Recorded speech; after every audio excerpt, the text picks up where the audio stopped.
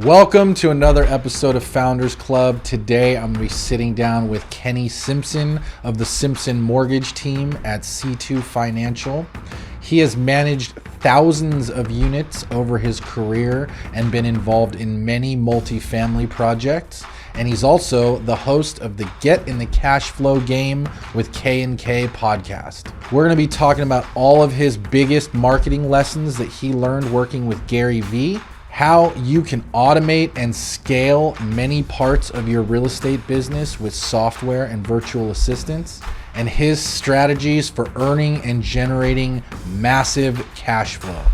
If you have any questions, put them in the box down below. Make sure you roundhouse kick that like button so other people just like you can find this video. And if you like real estate and you like money, hit that subscribe button so you're in for future episodes, and we'll see you on the inside. Welcome to Founders Club, the show for real estate entrepreneurs.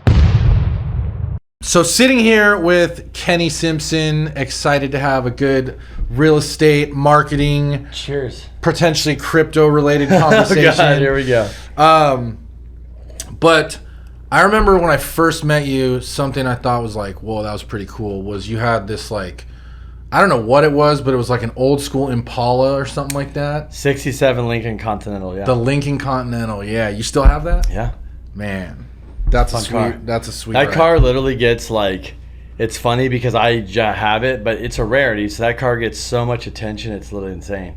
Like it will be places I've had to get this fixed or that, and people are like, we had a Lambo here, this. It's like just boom. It's everyone's just, on beautiful. It. Yeah. It's just big body, dude, it's just long it's a beast. boat. It's a boat. It gets literally like 5 miles to the gallon. I think it literally. I fill it up. I'm like, what the hell just happened, dude? It's half a tank. Yeah, but cool ride. Anyway, so you've been in the real estate game a long time. 17 years lending. 17 years, yep, at C2. So let's take a step back. Why don't you tell us a little bit about kind of how you got in the game, and then we'll talk about kind of your come up and go from there. Yeah, so moved to basically ended up in San Diego. Said I'm going to go to college here in '99. Started going for college, and unfortunately, I didn't have support from parents at the time, so I had to pay for everything. So I was doing college, and then I realized, why am I here? Because I'm not going to use any of this. And I saw these people in 2003 and 4 making a shit ton of money in real estate.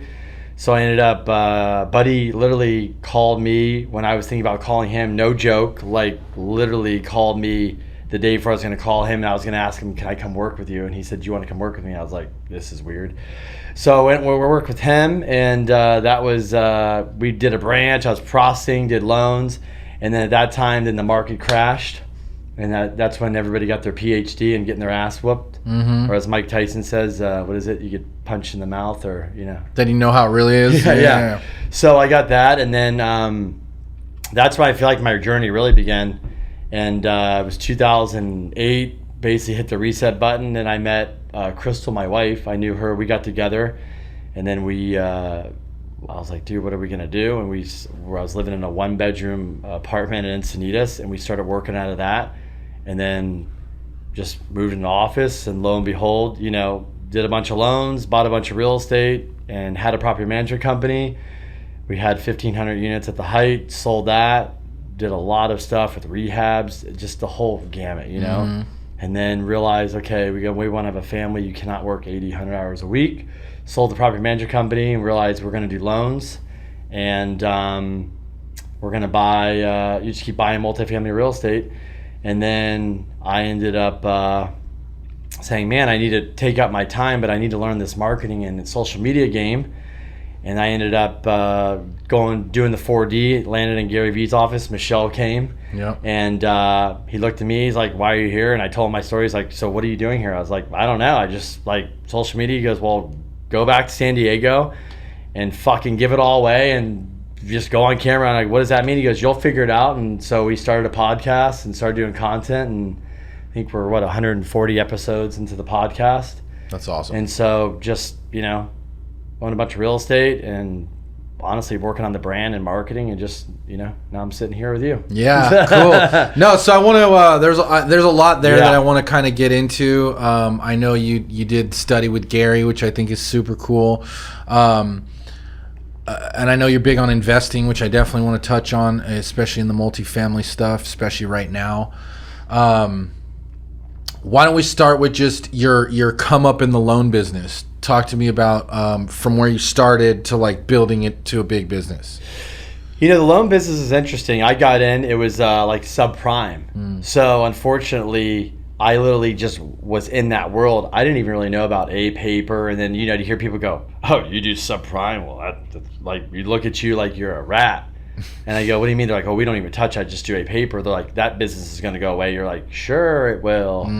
And that business went away. And when was this? That was 2004, 5, 6. Yep. I was just in shops. They were doing negams. And you know, like somebody says is, how many Pick times a payment. How many times you say, I can't believe they funded that loan. I can't believe they gave that guy a loan. And now you look back, you're like, well, no wonder we had a crash, you know?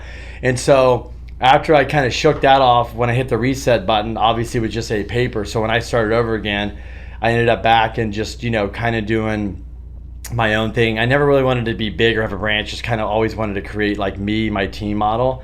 And, you know, fast forward, I went through some direct lenders and now I'm at C2 Financial Broker.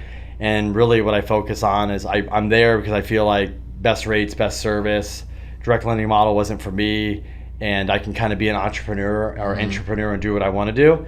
And so, yeah, you know, but between Crystal and I, and she does the commercial, we've done, you know, over $2 billion of loans, helped a lot of clients. I work with a lot of first-time home buyers. We work with a ton of real estate investors, you know, whether they're buying their 10th deal, first deal.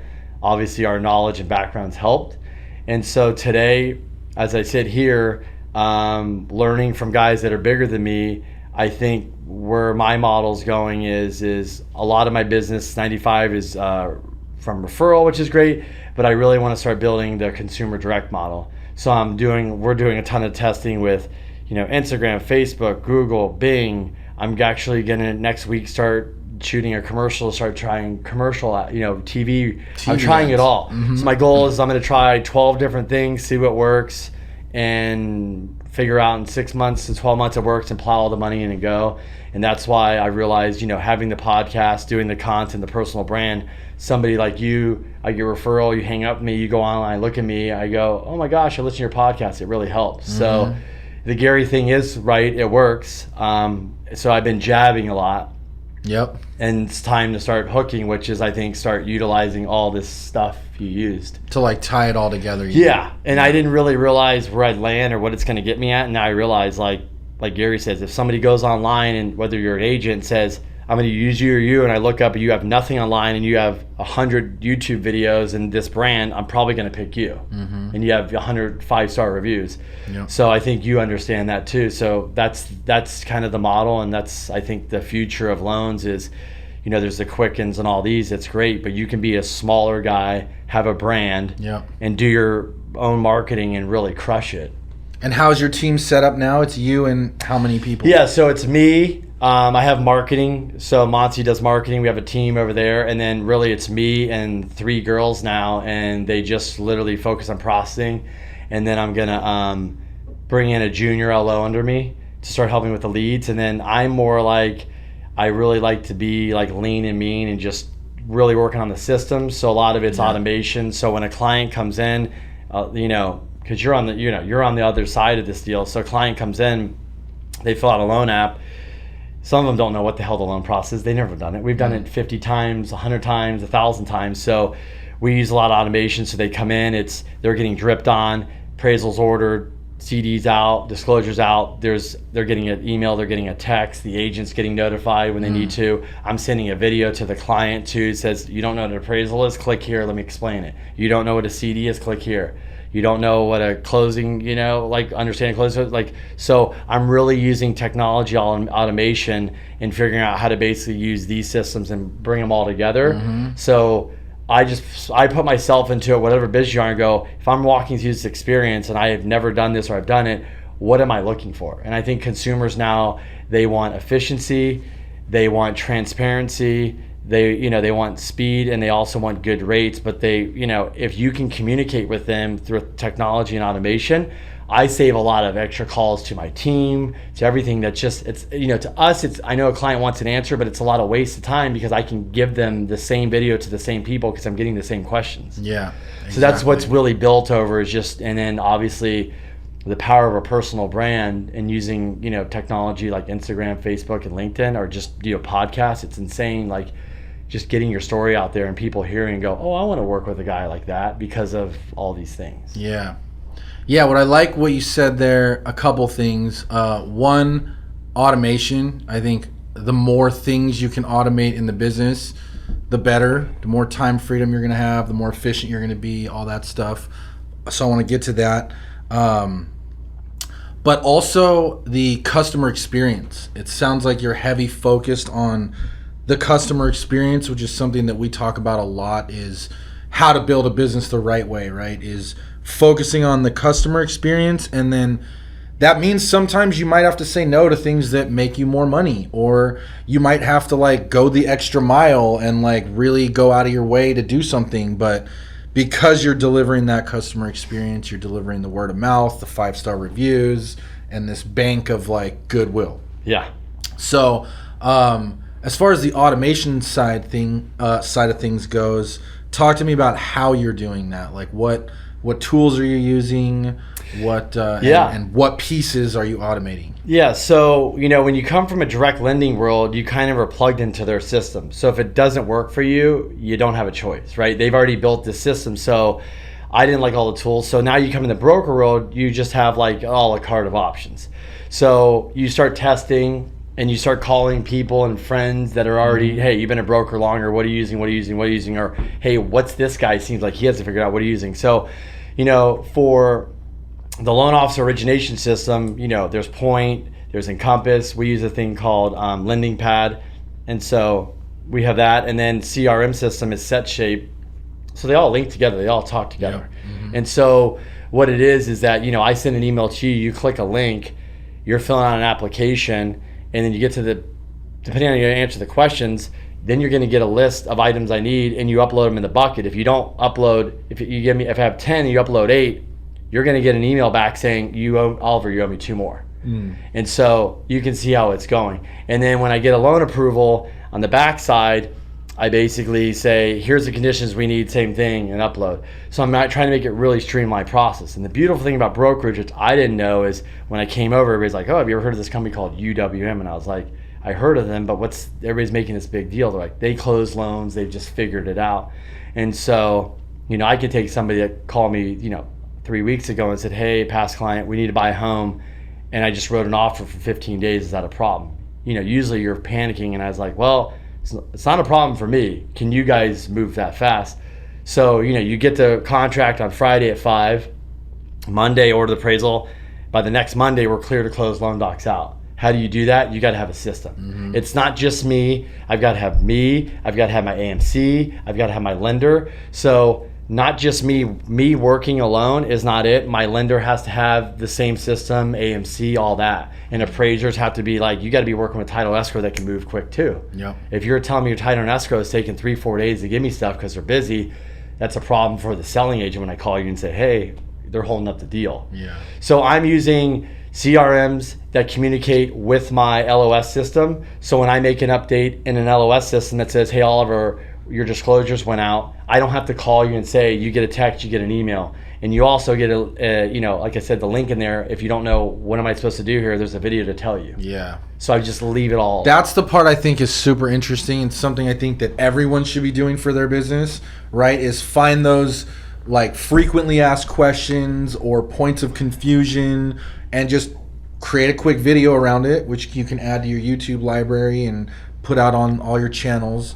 And then put it all together with the automation pieces like, oh, hey, your appraisal's coming up. Here's what's going to happen. Here's, walk them through the process. And that way you and your team don't have to actually do it, but they still get the experience of like having all their questions answered and all that. Yeah, and the thing is why people don't do it, I can tell you, as Monty knows, it is a shit ton of work. Mm-hmm. It is a mountain of work. Figuring it out, getting on Zoom calls, more Zoom calls. Like if I didn't have her, the team, there's no way. If you're a single alone, you're never gonna get it done. But I do know that if you get this done and you can deliver this customer experience, and you can now it's like, okay, bring this in, then I can flow traffic my way. Yep. And that's what I'm doing is just moving the traffic here and giving them experience.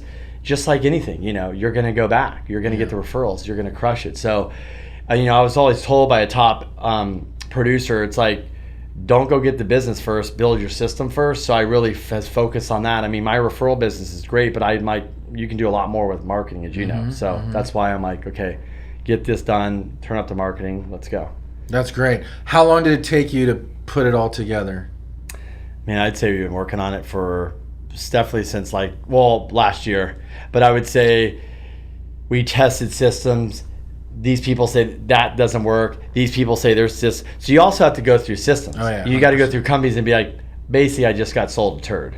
It's not good. Yeah. So then you realize these are the systems. Maybe it works for somebody else, doesn't work for me. So I would say, I'm a good solid year into this, and God knows how many hours. Yeah. But it's something you work on weekly, daily, monthly. But it's worth it because now you've built the back end machine, and now you just, like you said, you need to open up the traffic wheel, and now you're trying to do radio, TV, you're like taking the advertising to the next level because your back end can handle it, and it's a good process.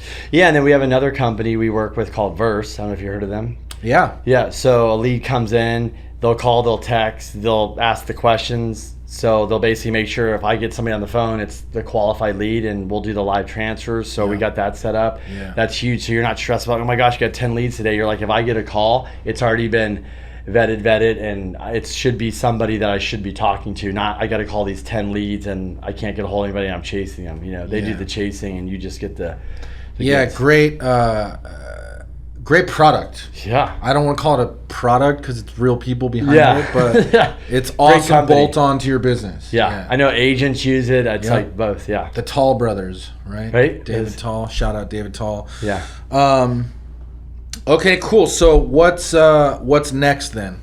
For the lending? For you. Yeah. What's so for lending step? Really is just honestly, like now we're basically testing a lot of different things and figure out what's going to work best, even though everybody says, oh, this works good. Numbers, data, don't lie. And I think 6 to 8 months we'll know what really works in the marketing side, and then I'll just focus on applying capital to those sources to get the leads.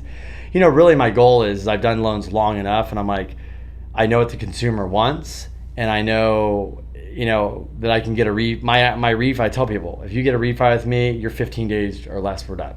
The only reason it goes over, unfortunately, it's your fault, not mine. Right. If I get an appraisal waiver, and I get a clean file, I'm clear to close in 4 to 6 business days. Mm-hmm. It's crazy. Mm-hmm. So if you can do that, it's like just flow the traffic in, and I'm looking for that person that wants to get it good rate, get it done quick, no BS, let's go. Very cool. Yeah, I like that. That's impressive what you built there. So you're going to do a lot of testing. It sounds like you just are really trying to find the best channel, hone in, and then double down on that. Yeah, and I've literally talked to so many marketing people, the Billy Jeans of the world, all that. I know you know him. It's like there's no answer. They're going to tell you got to test, and test, and test, and test, and test. So I realized there's no secret sauce. There really isn't. It's not just testing the leads. You got to have the back end. So I realized I've met so many of them, especially the mastermind we were mentioning before. They're like, Kenny, I can't. Nobody just do this and you're good. Yeah. You've got to test. Yeah. And their guys been marketing for 10 years, 20 years. They're still dealing with it. So the marketing piece is that's tough. And the other part of it too is you can almost make any of them work if you do it right. Yeah. Like there's no, like you said, there's no, oh yeah, if you just do this and you just say this on this channel, guaranteed. Yeah. And it's like your realtors, like what works. It's like open houses, flyers, door knocking, whatever. Right. Zillow ads, Facebook ads, it's just, there's so many, right? But you have to have the system. If you're going to do all that and spend the money and time, you got to have the system that it's going to work, Yeah. You really want especially on the quick follow-up with people. I think, it's huge. It sounds like you've got that piece dialed too. Yeah. With Verse and all working that. on it always. Yeah. So back to like the Gary Vee stuff, because I know you got to go and do the day with him. So first, like, what was that like? It was cool. What was crazy about it is that I never really did the social media, did nothing. And then I landed in his office and I happened to sit at the edge of a table, me and this guy at the edge, and didn't know, but okay, they put me over here and Gary's going to sit here. So, Gary came walking in. I was like, oh shit, it's Gary Vee. And, he gave us 3 hours, but everybody's always like, what did you take away? And I think the takeaway is like, honestly, it's like, get started. Like we all sit around and talk about, I'm going to start a podcast. I'm going to do a YouTube channel. I'm going to start this. I'm going to do that. I'm going to start doing videos and sending my clients. I'm going to set up the back end. I'm going to do the what we just talked about. But there's a guy, the reason why Gary Vee's doing all this crazy stuff, because he goes and goes and goes. And I think it was just sometimes you need to sit in the room. It's like, you just need to get started. And I think also the other stuff is that networking and being around like-minded people, those people in the room, some I still talk to. One guy had a podcast. It was easy to call him and go, hey, what's all your equipment? Cool. Here's the link. Go on Amazon, buy it. Cool. Mm-hmm. I have all my stuff. I don't have to sit there and, read for 20 hours, figure it out. Like I had, maybe it wasn't the best equipment and maybe we upgraded now, but it was like quick, cool, let's go. So connections, and then obviously being around Gary, he's insane. The guy's schedule at that time, that was like, pre the pandemic and all that, but his schedule was insane. Like the guy's like, if I barely have time to take a leak, it's the guy's just back to back to back to back to back. They're like banging on the glass. Let's go. You got somebody waiting for you over here. He likes it, but it's intense. It's not for everybody. Yeah, I don't know if I could hang with that. Not all the time. No. It's not for everybody. Yeah, it's a lot for sure. So you said that the biggest takeaway was getting started. So what did you start when you left? I came back and we weren't doing any social media, So that's how we ended up meeting Monty, and then we started the podcast. And look, I tell people, I shot a lot of videos. I couldn't get comfortable. Like everybody's like, you're comfortable. I said, I didn't like a camera. If you put a camera in front of me to speak, I'd be like, you better get that freaking thing out of my face. I was not comfortable at all. And then I had to literally have a self-talk, like if you're going to do this. And so I shot a ton of videos we did with Monty, and Crystal's like, yeah, that's all garbage. Throw that away. I'm like, what? I showed up at my this because that's not you. You're not being you. And finally one day I clicked. I was like, this is me. And so just because I came back and did stuff doesn't mean it didn't take me 6 months to figure out me being comfortable in front of a camera, me knowing what am I going to post. So it literally, when I say get started, is you're going to fumble, you're going to fall, you're going to have insecurities, you're not going to know what works, you're going to lose time, you're going to lose money, but that's the whole part of the process. So that is part of the process, and it's just like anything, right? If you want to go learn how to golf, you got to start swinging a golf club. Right? If you want to do the social media thing, build a big brand, you just got to get used to getting comfortable in front of a camera. It's super weird. I didn't like it at first either. It takes a while to get used to. And when you look back on your early videos, like they're brutal. Like I can't even walk. And they're so terrible. But you just keep doing it and you just keep getting better. Just like the more you swing a golf club, the better your stroke gets, and eventually you'll be able to get it down the middle. Yeah. So that was my big thing. It was sometimes you just need to maybe hear something, or you need that boost, and then, that's what it was. I don't think they went in there. They went over a lot of different things in there, but it wasn't, I can say I learned 10 different things. Obviously went through how they run their business and they do social media and all this, and you realize, okay, Gary Vee has 28 people that work just for him. Yeah, it's a lot. That's why he moves that fast. Mm-hmm. And he was like, and if you think you're going to catch me, I'll have 48, motherfucker. So good luck catching me. So that's what I realized. Like, and like moving fast in the marketing world and constantly trying and testing and changing is important too. You can't just think, okay, I'm going to do this ad and it's going to run forever. Like you've got, it's a people are moving quick. Even Billie Jean said that. It's like, I'll tell you one thing, speed matters. You got to be able to test and move. And if you can't shoot a video, put it out, put an ad out tomorrow, you're competing with guys like me that I can. Mm-hmm. So having a good team too, Yeah. So it's taken, we spent 2.5, 3 years now. And it's like, we finally have a rhythm down. We know each other. We know what we need on the team, but we're improving every day with it, So let's talk about the teams real quick. Cause we have a content team. You have your content team. I think I get a lot of questions about that too. Like, how many people do you need? What is each person doing? Who's doing what? So why don't we talk about that a little bit? Like, you ready for the hack? Yeah, well, yeah, let's hear it. Hire VAs. Yeah, ditto. I have them in my loan business. Mm-hmm. I have 2 VAs for one. And people are scared, but I got VAs because I realized a lot of successful people around me. I'm like, wait a minute, you use a VA? They're like, yeah, I could afford somebody else, but a VA shows up. There's no BS. They're excited to make money because So they don't have a. So VAs are huge. So if you have somebody that sits in your office that's going to make $60,000 a year and they're a one-trick pony, then you got to hire another. You get very expensive. Mm-hmm. I get it, but if you're kind of like, what if I have a really good superstar that can manage VAs? This VA does editing. This VA does social media posts. This VA does other social media posts where they find the content, they do this, and then Monty checks it. This VA does is an assistant for Monty. She works on the website. So you really, when you get further into the game like you are, you realize, okay, we're doing more stuff, we're producing more content, we want to move faster. You need more people because Monty used to do it all. You're like, Monty, you can't be an editor, can't post, can't do the podcast, can't video. You go, it's okay. You can't do that. Yeah. So the team is made up of one main person, and surrounded by them is posting, editing, things like that. So what we do is we take something like Monty and go, okay, what is everything you got to do? What sucks up your time? But you can hire an editor. Mm-hmm. You can hire somebody to post. Mm-hmm. You can hire somebody, and we just outsource. So how many VAs do you guys have on the team right now? 3. Pretty soon, probably 5. Yeah. I'll probably have a total of, I bet you by the end of the year, we'll probably have a total of 8 to 10 VAs. Yeah, I love that. We had a lot of struggles at the beginning getting it to work, so I want to get into like that a little bit. And we were using a lot of like people from the Philippines and stuff like that.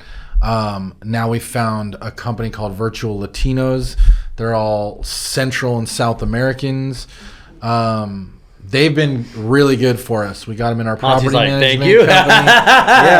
Yeah. Check them out. I can even introduce you if you want. Yeah, that'd be awesome. Yeah. So, what are the 3 that you hired now? What are they all doing? It sounds like an editor, post, and then what's your other one?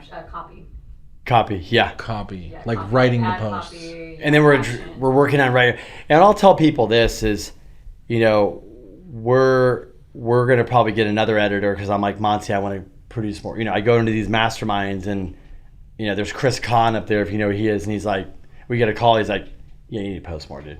He's like, this guy's like, okay, I take a video, then we strip it down, and we do 700 posts in a week, and you're like, yeah, exactly. What did you say 7 or 100? Yeah. How do you do that? How do you do that? This is who we're competing with. Yeah. But then you realize, okay, I don't need to do 700. But you realize, so I tell people when you're hiring VAs, say, cool, here's this video. Here's a video like I've done before. I like how this looks. Here's 4 VAs. Say you're all being interviewed for a job. I need you to create 5 snippets and edit this video and come back to me. Well, I can't get that done in 3 days. Okay, well, you're out. I can do it. And then you come back and who's the best? Yeah. And that's how we find people. That's how. And some work and some don't. So, it's this isn't like you step up to the plate and you're just going to knock it out of the park. Right. If you do, God, you're lucky. Yeah. You're super lucky. And on that note, too, when you find a good one, make sure you take care of them. Because they're worth their weight in gold. When you got someone that once they're trained, they're ready, they know what they're doing, they become very low maintenance as long as everything is, like you were saying, processed out, checklisted out. Where do you guys go to find your people? Is it like Upwork or something like that? Yep. And then I have another company for my processing. I'm trying to think who that company is. I'm drawing a blank. It's another company like you have. It's like I went to more of a company. It's a US. The guy... Basically, it's a little bit more, they qualify him in this, and I just wanted to move faster, so I got more quality. I can always send you the name. You might have known him. Yeah, and that's what we do. But yeah, at first it's weird. You're training over Zoom, and it's kind of awkward, but, I always tell people, if you look at these resumes, you probably know, they came from a call center. They came from this. They're in 10 years in a call center, and they're like, you don't even understand what being micromanaged is. They had a manager upon a manager and a manager, and they're like, Kenny, it's 300 calls a day. Yeah, they're like, Kenny, it is they got out of that environment because they're like, this is brutal. This is too much. And so they're grateful to have a job. When they call out sick or anything, it's really a big deal for them because they're worried that you're going to get upset. And mainly, they show up with a good attitude and ready to work. Yeah. And unfortunately, totally second that. We live in a place in San Diego, and you'll deal with attitudes, and I'm busy, and it's sunny out, and I don't feel good, and it's hard, you know. And you're like, guys like us, we just want to work, want to get stuff done. Like, not everybody thinks like us. It's fine, but you need people on your team that have that same mentality. If not, it's going to be a problem. Yeah, couldn't agree more. Yeah, no, that's good because VAs are really like a game changer if you can get them to work. And like you said, it's a lot of like heavy lifting up front, but once they're set up and they know your game plan and they know what to do, they're happy, they're motivated, they're loyal, and it's like at the beginning they're like Mr. Graf this, Mr. Graf. I'm like, it's not like that, like you know. And they're just they're just excited for the opportunity. You could probably get 3 really good VAs if you train them for probably like one person here. Yeah. So I always tell people, I look at this, I go, you know, you're one person, and if you have 3 people on your team, 4 people, 6 people, and they're working every day towards different things. Well, if it's 3 people and they work 8 hours a day, you have 24 hours of work being done. 48 hours, 50 hours. So I look at that, I'm like, with 50 hours of work, what can we get done in a day? What can be done in a week and a year? Yeah. And I'm really starting to understand that and going, okay, like, let's be impactful here. And that's the thing, like, you know. So that's how I'm looking at it. Like, it's more like the bang for your buck is ridiculous, but you can, if you hire 2 VAs, you have 16 hours of work being done in a day. Yeah. That's a lot of work. Yeah. Moves the needle. Yeah. Yeah, for sure. All right, so I want to switch gears a little bit. I want to talk about investing. Yeah. I know you're a big multifamily guy. So talk to me about what you're investing in now and kind of a little bit about the background. So this is probably one of my favorite topics. It's passion. Probably why we started the podcast too. So I think even just young, I always wanted to get in real estate. And I was intrigued by real estate. And I think, you know, you fast forward today, I just think when people really understand why they're investing. So, you know, I always tell people, I get a call from the first time person. It's like, call Kenny. He'll give you 30 minutes. He'll talk, you know, you want to buy your first deal. The conversation usually starts off, well, why are you buying something? They're like, what do you mean? I'm like, why are you buying it? Because don't tell me you're going to buy just because your friend bought. Like, so a lot of times I tell people is, what's the game plan? What's the purpose? First, you want to know that. Second is, what are you trying to buy? You know, is it 1 unit, 2 unit, 4 unit? And then secondly, you know, after that, it's, if you're going to buy this property, who's managing it, who's running it, what's this, and then the financing, all that. And so for us, we ultimately ended up in multifamily. And so for me, it's very simple. I tell people, I posted the other day, is like, you know, we used to buy multifamily, rehab it, cash out this, and then we started really understanding the game where it's like, this is what we do now. We typically buy, you know, buildings here in town, 20, 30 units. It costs money to put down, millions of dollars. So I buy a building, I put a couple $1 million down. I go get a cost seg on it, if you know what that is. Mm-hmm. I basically take the cost seg, give it to my CPA, and I wipe my income. And people go, what do you mean? I go, I pay 0 tax. Mm-hmm. And I said, when you understand that game, the game's over. And then basically when I do that, this asset now pays me cash flow. I wipe my income. I go do it again. I go do it again and again, unless they change the rules, the laws or something. And I said, at that time, my building goes up in value, right? Rents go up. I can pull tax-free cash out. Yeah. So the multifamily game, when you understand it, it's a great place to be in. I mean, there's clients I know that have literally bought their building back again. They bought it 20 years ago and they're buying it again. Yeah. Like, why are they doing that? I said, it's just a game. It's a tax thing. It's a cash flow thing. I'm in an exchange. It's crazy. So we ultimately ended up in the multifamily game because I think all the things you can do with it. Mm-hmm. And 1 to 4 is tougher.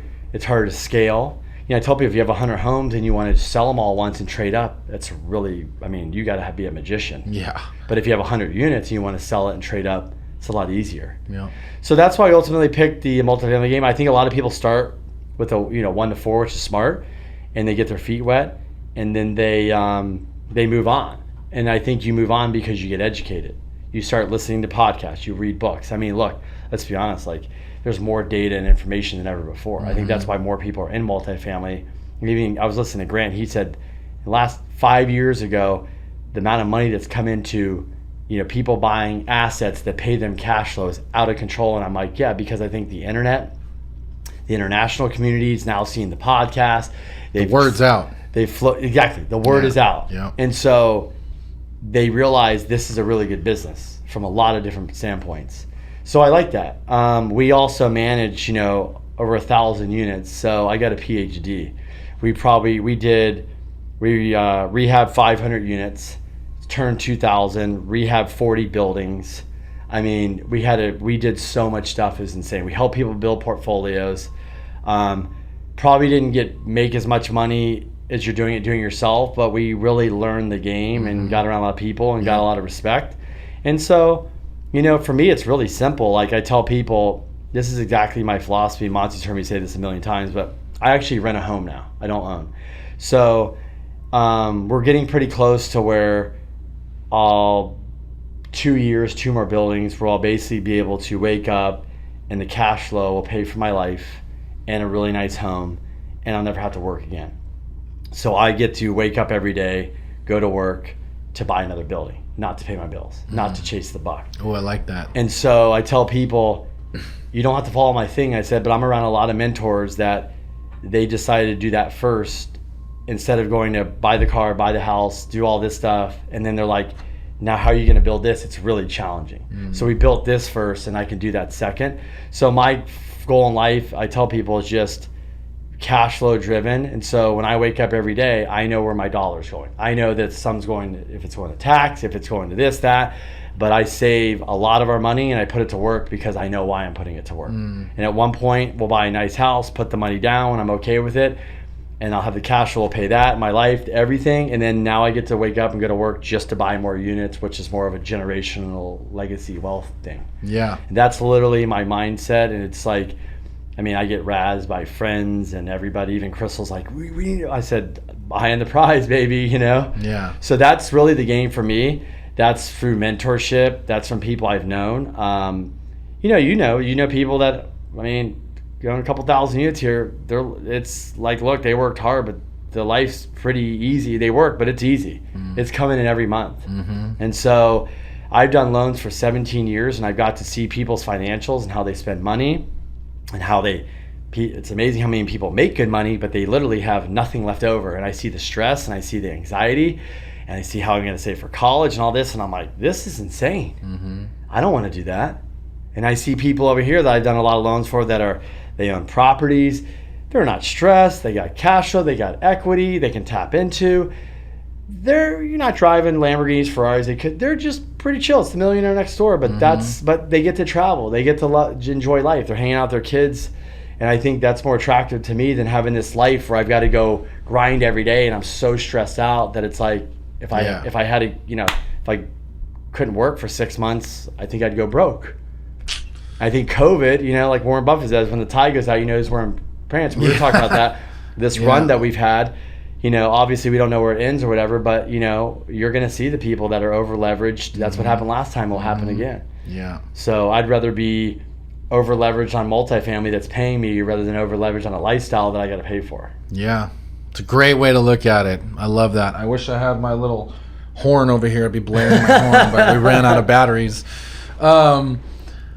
So I want to break that down a little bit because I totally agree. I'm a big multifamily guy myself. And it sounds like you're doing deals locally here in San Diego. 20 units plus. Yeah, that's where I kind of lie right now. That's the sweet spot. Yeah. Okay. And then are you doing these as a group? Are you doing these solo? Are you raising money, privately right funding? Now. Okay. Solo now. Crystal and I have been hit up for a long time about syndication. So we are part of another mastermind Brad Sumrock, he's a big syndicator. Mm-hmm. We know him. We looked into it. We studied it. When we lived in Miami, we went and drove within a 4-day period, 50, 60 properties. We sized them. We've been to Dallas. Because of my podcast, I've got to meet syndicators all over the country. Yeah. Came to realize we're like, cap rates have compressed. The days of 8 years ago, well, I can go to here, and get if you think this market's crazy, expensive, go to Dallas, go to Austin. Some guy at BlackRock said he sold an apartment building. He didn't even want to, but somebody called him and said, I'll pay you this. It was a 2 cap. They were in exchange. They were desperate. He's like, you want to buy it at 2 cap? Yeah, he's like, cool. I don't sell, but he's like, you want a 2 cap? I'll sell all day. Yeah. So I think that when we looked around, we came back here and we're like, what is the difference from here and Florida or Texas? And I think we were having this debate on the podcast yesterday, but it's a lot of traffic going to Texas. And I said, but a lot of people are fearful of California because of taxes, because of regulation and stuff. But I said, regulation is starting to happen, but the returns are almost the same here as other places. I looked at a lot of deals. Mm-hmm. If you want to raise money here, and you want to find 100, 200 unit buildings in San Diego, that's tough. There's just not much. That's why people go to Texas or Florida. Yeah. There's a lot more of that there. Yeah. So we decided now we would do syndication here, I think. But I think now we'll just buy our own. I think we will eventually do like syndication, but I think we have 2 young girls, so it's like a lot of work right now with them. 1.5, 3, it's too much. But down the road, that's what we want to do. Yeah. We interviewed Grant Cardone. That was fun. And side note, he's like, you need to be using social media and buying $100 million deals. I said, that sounds great. He goes, basically, no, go fucking do it. So yeah. It was like the Gary thing, and you should be competing with me. And I think, that's something down the road we could do. I always tell people, like, a lot of people are scared to go join masterminds. I know you guys do one that's badass and stuff, and go spend money. We spent, I'll be honest, $30,000 for Brad Summer. That's insane. I said, why? It's insane to get educated. You spent $200,000 in college and you're still broke. Yeah. Yeah. So I want to go learn. I'm like, maybe I don't do it, but I'm like, I'd rather spend $30,000 than go raise money and buy a bad deal and lose millions of dollars for people. That's how I am. So we learn, like you guys. You're not scared to spend money to learn. You're not scared to be around. And I look at the ROI like, how much is this going to make me or save me? Because a lot of times you just go, you get that one tip, and you're like, oh, wow, I never even thought about it like that, man. I could save this. I could just make this one tweak. That'll save me $2,000 or $3,000 on the bottom line a month. Over the course of the year, that's already the 30 grand right there, and you've already paid for it just off that one tip, right? So, like, to your point, I like that. Yeah. One of our mentors, Mike, he always says, when you're gonna pay full price either way. You're gonna pay in money or time. So if you want to pay in time and do it the hard way and the long way, that's one way to pay. Or you're gonna pay and you're just gonna get the shortcut up front. And so, I'd rather pay to get the shortcut up front. Literally, that's what you guys have been involved in. What's yours called? Closing table. Yeah, you can get from A to B a lot faster now.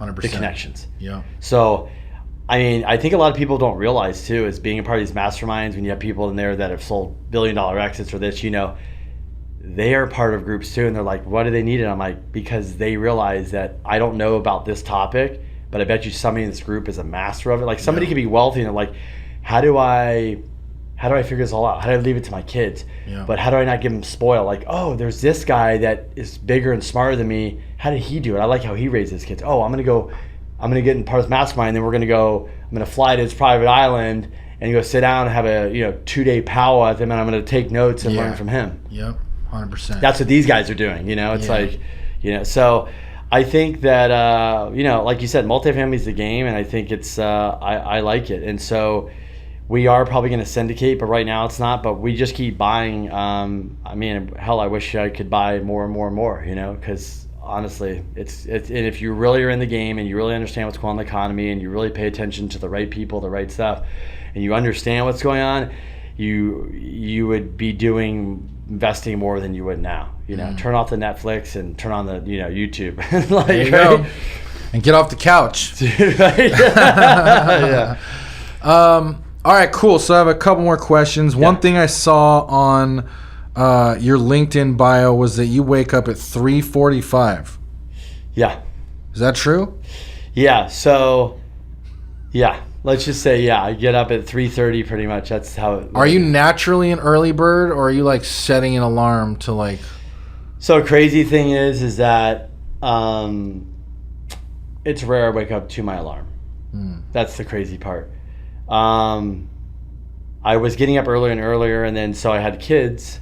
So, you know, if you have kids, you come home, you're like, well, that time's gone. And then by the time night comes, you're like, I'm exhausted. So I started looking, I go, well, I used to get up at 5. I go, it's not enough time. Get up at 4, not enough time. I get up at 3:30. I get up, you know, you have your time. I exercise, I run, do whatever. I get in the office. Like some mornings, I'm in the office at 4 a.m. There's a Saturday, I'll be in the office at 4 a.m. I knock out work. Damn. I come home, it's 7 a.m. The girls are up. I make breakfast. I've already ran, whatever. So it's a choice, but it's been a game changer for me for sure. I can imagine. Yeah. Yeah, the amount of stuff you're able to get done before anyone's even up is ridiculous. Yeah. COVID definitely was weird because I got into running. So I was like, I live in Mission Hills, and I was like running long distances, running downtown, and I was like, it was weird, everything shut down and stuff. But I really enjoy running at like dark, a 4:30 time. It's weird, but it's like you're thinking, like the So shit that crazy. comes in your head, and it's crazy. Like, I think for me that time, my body and brain and mind are a little bit differently. So I think I'm like a go, but I slow down at that time. So my mind slows down. So I wake up, I immediately listen to podcasts, I read stuff, do some post, maybe some meditation, you're stressed, do the workout. But my mind is thinking about things. That's when a lot of good ideas come, because it's slowing down. Yeah. As soon as that 7, 8 a.m. come, and the emails come, and the texts and the calls, it's like, you know, to me, it's like, over. Yeah, for me. Yeah, it's a great way to do it. I'm gonna have to. Yeah. I'm gonna have to give that a try. I don't know, maybe like 5. Yeah. Try 5. So I'll start there. Yeah, we'll start there. We'll warm up. Cool. And then the last 2 questions I have, I like to ask everyone, just what are your favorite tools, apps, softwares that you're using in your day-to-day or in your business that just you love, that move the needle? So I'm on Instagram. I like Instagram. Okay. I think who you follow on Instagram matters. So I probably follow people that I support, business people, entrepreneurs, so I'm learning from them. Maybe competitors in my space that are bigger, better than me, that I'm like, rock on. And so I think you can use that tool to become friends with people, support them, and then you realize that you're giving to them, they'll give back. And that could be a meeting, phone call, or advice or questions, so you can help build your business. So if you're not following somebody in your business that's better than you, I think you're kind of missing out. And being nice to them and supportive, like, just because a competitor is crushing it doesn't mean you got to, just be nice. It's good for them. They're figuring out something you didn't. Yeah. I like that. That's just using social media as a networking tool instead of. I like what you said there about you got to be real careful about who you follow, because you can follow girls and money and this and that, or you can follow thought leaders and competitors and people you want to network with.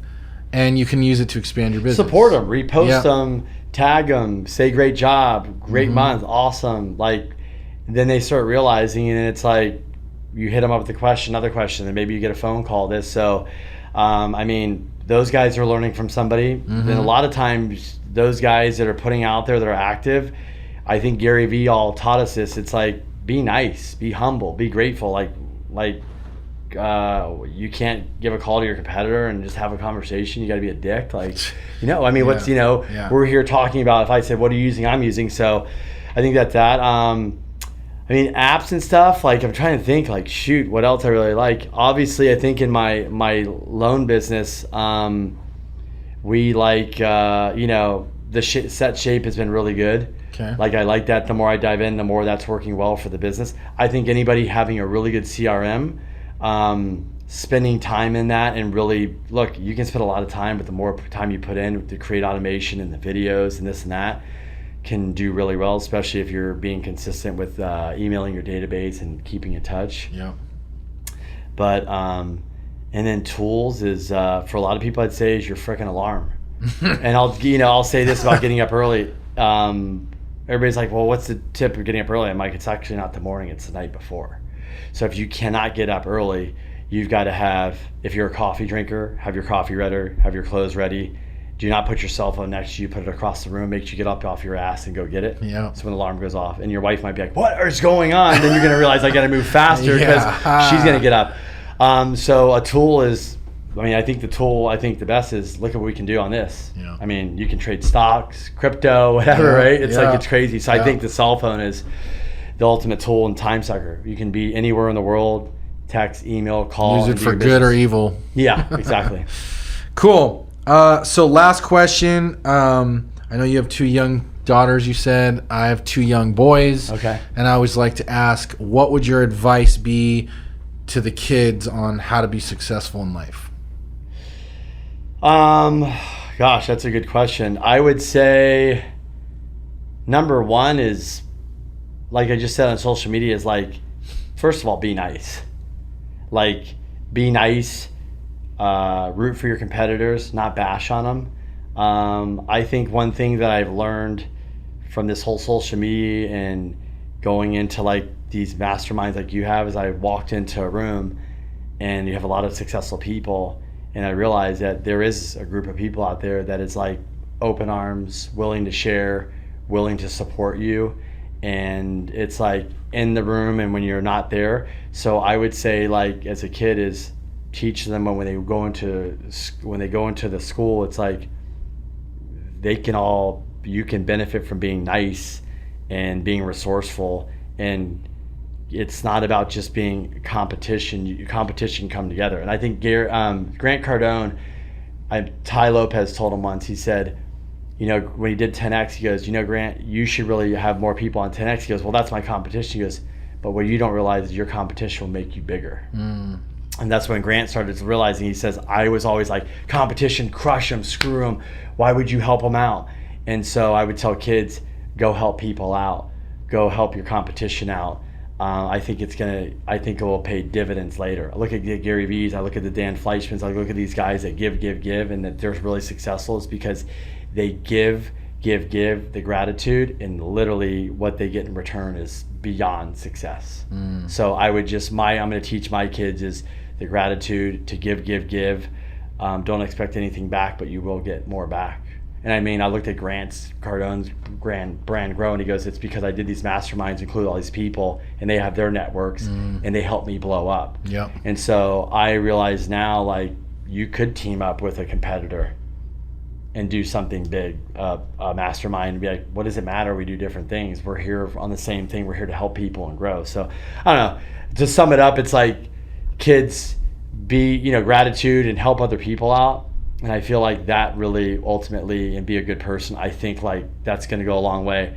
You can be super successful and have no friends and be an asshole, and that's nobody wants that. That's true. Yeah, and I Amen met those to people that. too. Yeah, right. There's a lot of those out there. Right, you're lonely. Yeah, that's why I say it's. Drake says it's lonely at the top. He's like, no, it's not. It's not. It doesn't have to be. Doesn't have to be. Yeah. Cool. Well, I appreciate you coming on. Yeah, thanks for having me. This has been a great conversation. You want to drop anything on where they can find you? If you want to find me, probably Kenny B. Simpson. Is that what it is, Monty? Kenny B. Simpson on Instagram. Probably find me there. Hit me up. Cool. And then the podcast is Getting the Cash Flow Game with K&K. Perfect. Getting the Cash Flow Game. So. A lot of good. There's honestly, it's like a lot of good people on there. A lot of good episodes. A lot of learning. If you're looking to get into real estate, we especially like big or small. We got a lot of syndicators. People that went from like a W-2 job to now their own 2,000 units syndicating. It's cool. Yeah. Got out of the rat race. Yeah. Good stories. So definitely go check that out. And if you guys like money and you like real estate, hit that subscribe button, and we'll see you on the next one.